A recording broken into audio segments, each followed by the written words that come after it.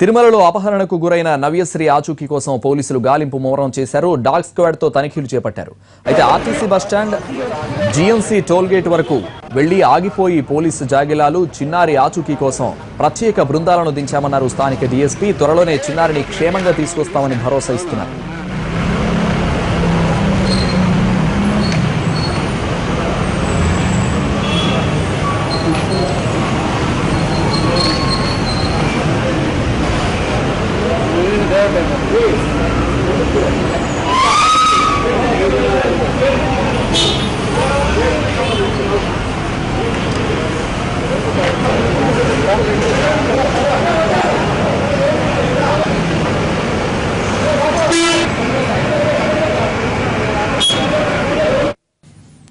తిరుమల శ్రీవారి సన్నిధిలో చిన్నారి కిడ్నాప్ ఘటన పోలీసులకు సవాల్గా మారింది.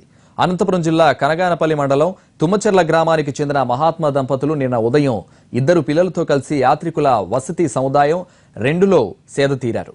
గంట తర్వాత లేచి చూసేసరికి 5 సంవత్సరాల నవ్యశ్రీ కనిపించలేదు. చుట్టుపక్కల అంతా వెతికారు, కానీ చిన్నారి ఆచూకీ లభించకపోవడంతో పోలీసులకు ఫిర్యాదు చేశారు.